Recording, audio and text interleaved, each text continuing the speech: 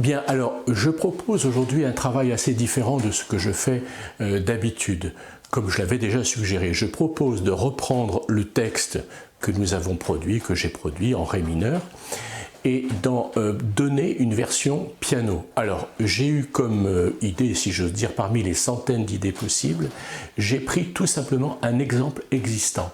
J'ai pris une très belle pièce que j'aime beaucoup, qui est brève, qui est très modeste, de Tchaïkovski, qui s'appelle La poupée malade. Et à partir de l'écriture de La poupée malade, j'ai reproduit le texte avec évidemment des modifications. Alors c'est ce que je propose de faire, il ne faut pas hésiter à faire ça, c'est ça le vrai travail.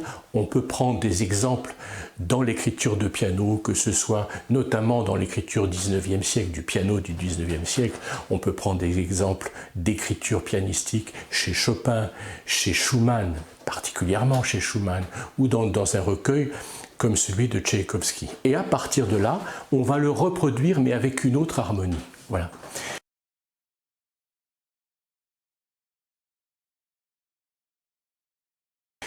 Alors pardon, aujourd'hui il y a un petit problème d'éclairage, j'espère que ça ne gêne pas, que tout reste bien visible, j'espère qu'il sera réglé le plus tôt possible.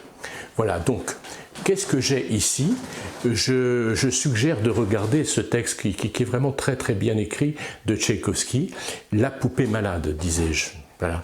Donc, qu'est-ce que j'ai ici? On peut regarder cette mesure, elle est particulièrement visible ici. Ici, il y a des petites différences. J'ai 3 éléments. En fait, j'ai bien 4 voix. On les voit bien, les 4 voix, basse, ténor, alto, soprano. C'est l'écriture fermée que j'avais proposée tout à fait au début. On voit bien ici une mesure à 2 temps, c'est-à-dire à 2 noirs. Bon, j'ai peut-être pas besoin d'expliquer ça. Sur le premier temps, tombe la basse, qui est écrit blanche et qui dure toute la mesure. Puis en deuxième croche, puisqu'on a bien 4 croches dans la mesure, c'est ici que se placent les 2 voix, dans ce petit intervalle ici ré fa, que se place la note qui est attaquée sur la deuxième croche de la mesure et qui se prolonge pendant 3 croches. Donc elle est écrite noir pointé. Et le chant, le soprano, se trouve une noire placée à contre-temps sur le deuxième temps. Voilà, le soprano est bien ici. Je crois que c'est particulièrement visible. Alors ici, peut-être petite différence d'écriture, de graphie, je veux dire, c'est que ces 2 notes-là qui sont écrites en clé de fa, cet élément-là est joué par la main gauche. Il en va de même ici, Mais pour ne pas avoir à écrire un La en clé de fa qui nécessiterait 3 lignes supplémentaires au-dessus de la portée, j'ai écrit en clé de sol. Mais cette écriture est strictement la même que celle-ci. Voilà, c'est une première chose. Donc ce que je suggère de faire, voilà, je clarifie le tableau, ce que je suggère de faire, c'est de regarder cette écriture.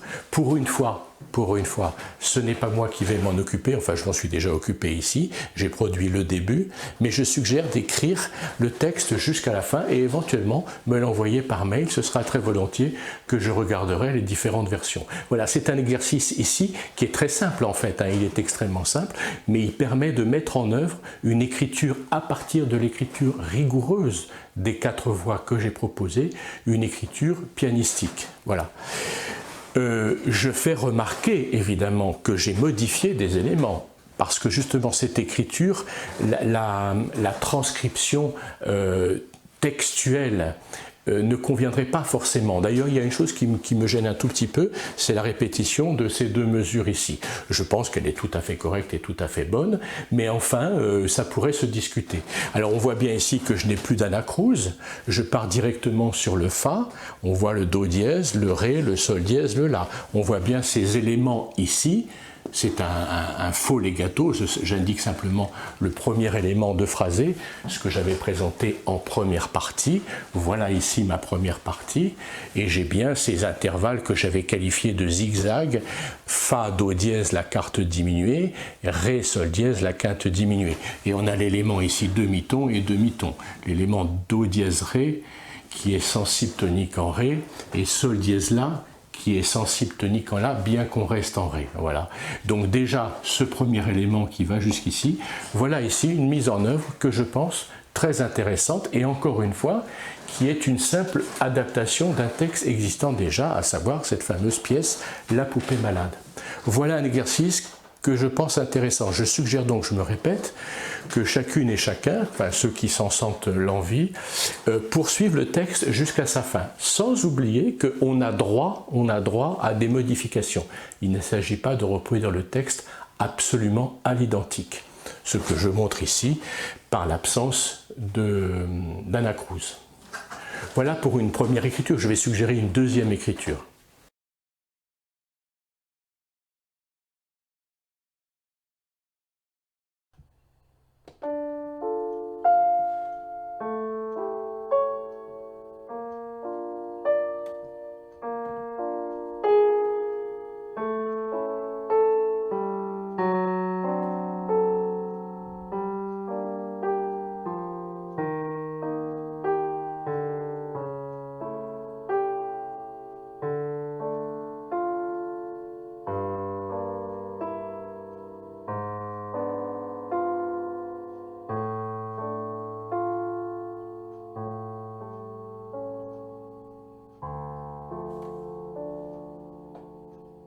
Alors voilà une deuxième écriture possible. Je vais la détailler un petit peu ici. Toujours est-il que quand on l'observe bien, on est avec une mesure. On a ici une mesure à 3/8. C'est une mesure à 3 croches. Donc je vais reproduire. Alors il s'agit bien de la première phrase. Cette fois-ci j'ai l'anacrouse, mais l'anacrouse se dirige directement vers le 3e degré supérieur. Donc j'ai ici, si je prends bien cette première mesure, j'ai bien Ré, La, Fa, Fa. Il s'agit bien ici, donc c'est un peu différent de ce que j'ai écrit, c'est un peu différent du texte modèle. J'ai ici l'écriture de la corde tonique avec doublure de la tierce. Retenons bien cette doublure de tierce. Il y a 2 écritures essentielles avec doublure de tierce, je n'y reviens pas, mais celle-ci, il faut bien l'observer, fondamentale quinte tierce, plus tierce au soprano. Voilà, donc j'ai bien ces 4 éléments, basse, ténor, alto, soprano, et donc j'écris de cette manière. On est à 3/8, donc 3 croches par mesure. Donc j'écris la basse est attaquée sur le temps, sur le premier temps, et dure toute la mesure. Le ténor, lui, arrive à la 2e croche. C'est donc une noire qui est attaquée sur 2e croche et qui se prolonge sur 3e. Le soprano, lui, chante là-haut, est attaqué en même temps. On a donc, autrement dit, on a les 2 éléments qui sont attaqués sur le premier temps, basse et soprano. Et j'ai donc le déploiement, si je peux dire, le déploiement en 3 fois de basse, ténor, alto. Première croche de la mesure qui se prolonge, 2e croche qui se prolonge, 3e croche qui est attaquée sur le 3e temps. Donc ici, j'ai bien dans la basse, l'écriture de la basse, j'ai bien une, pardon je me répète, mais pour que tout soit très clair, j'ai bien une noire pointée qui dure les 3 temps. Le ténor, j'ai bien demi-soupir noir, donc j'ai bien les 3 temps.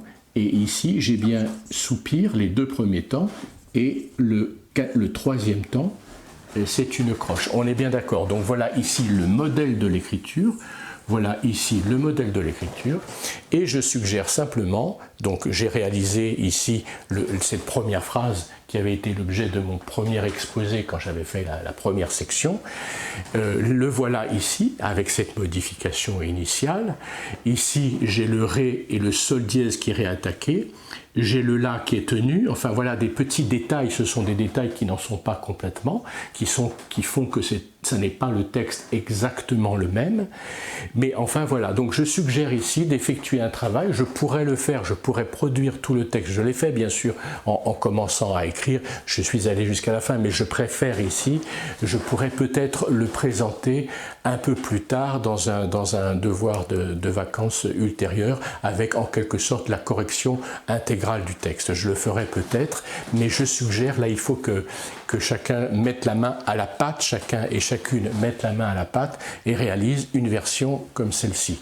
Évidemment, il y a d'autres versions possibles, un grand nombre de versions possibles. Attention, ce travail-là pour moi est un travail d'une grande modestie. Il ne s'agit pas pour moi de produire une œuvre impérissable, c'est un exercice d'écriture qui doit néanmoins donner quelque chose qui est beau. De toute façon, ça sonnera bien parce que les harmonies sont correctes, que l'écriture est correcte, qu'elle est cohérente, bien évidemment, et heureusement.